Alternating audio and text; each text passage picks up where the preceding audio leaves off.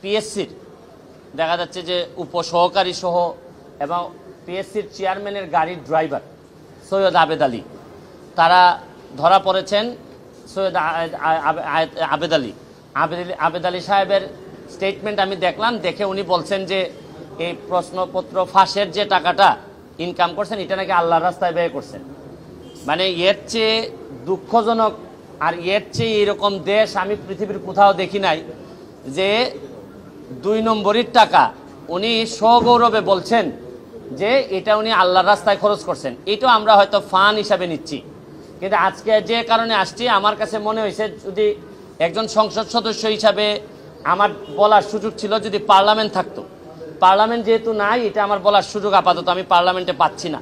Parliament যখন হবে তখন হয়তো আমি এটা বলতে পারবো। এখন আমি একজন ব্যারিস্টার হিসাবে আমার বিভিন্ন আইনগত ব্যবস্থা নেওয়ার সুযোগ আমার আছে। এইখানে পিএসসির চেয়ারম্যান সাহেবের ড্রাইভার উনি প্রশ্নপত্র ফাঁসের সাথে জড়িত, এর মধ্যে উপসহকারীও আছেন। তো উনি ড্রাইভার থাকাকালীন সময়ে পিএসসির চেয়ারম্যান অনেকেই ছিলেন। তো এখন প্রশ্ন হচ্ছে গিয়ে যে পিএসসির চেয়ারম্যানরা যারা যারা ছিলেন তারা এই দায় এড়াইতে পারেন কিনা, তারা এটার সাথে যুক্ত ছিলেন কিনা।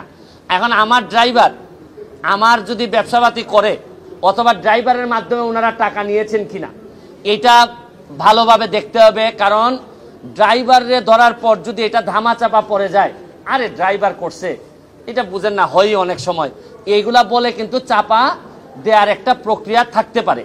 এইটা আমার মনে হয়েছে যে এটা সরকারের দেখতে হবে। সেকেন্ড হচ্ছে কি, যে কারণে আমি মেইনলি আমার কাছে মনে হয়েছে যে এই প্রশ্নপত্র ফাঁসের কারণে সেই 33তম বিসিএস থেকে না 33তম বিসিএস থেকে 46 পর্যন্ত এই পর্যন্ত উনার মাধ্যমে অনেকেই সরকারি চাকরি পেয়েছেন, বিসিএস কর্মকর্তা হয়েছেন এই প্রশ্নপত্র ফাঁস করার মধ্য দিয়া।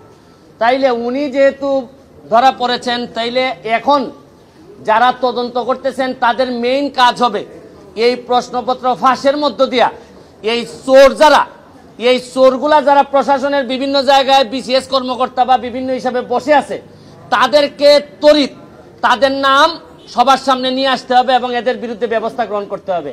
আমিও তো বলি মাঝে মধ্যে অনেক সরকারি কর্মকর্তা, ইভেন ডিসি ধরেন অনেক বড় বড় কর্মকর্তা, এদের কথাবার্তা আমার শুনলে মনে হয় যে আরে এত ইনকম্পিটেন্ট একটা লোক ডিসি হয় কিভাবে, একটা ইনকম্পিটেন্ট একটা লোক ইয়নো হয় কিভাবে।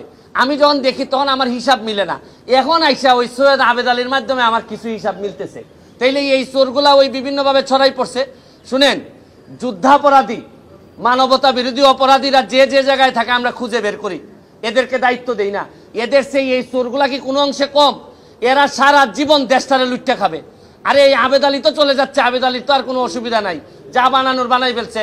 আর এই যে আপনার ডাসার উপজেলা চেয়ারম্যান প্রার্থী হয়েছিল, আল্লাহ বাঁচাইছে ডাসার মানুষে, যে এই যে মাদারীপুর না এটা, হ্যাঁ হ্যাঁ, এই কালকিনি না তো আবার কালকিনির পাশে, যাই কালকিনিও তো বিখ্যাত বিভিন্ন কারণে। এই ডাসার উপজেলার মানুষ বাচ্চা যে তারে মানে পাস করায় নাই না, ও চাচ্ছিল করে নাই নাকি, ও আচ্ছা নমিনেশন পায় নাই, ও নির্বাচন হয় নাই। তো যাই তার কাছে যে মেকানিজম ছিল তাতে আল্লাহ মাহবুদ জানে হয়তো নির্বাচন হলে পাশও করে যেত। তাই এখন হচ্ছে কি আমার মেইন, নাইলে যদি এর ভিতরে আমি ব্যবস্থা না দেখি আমি হাইকোর্টের শরণাপন্ন হব।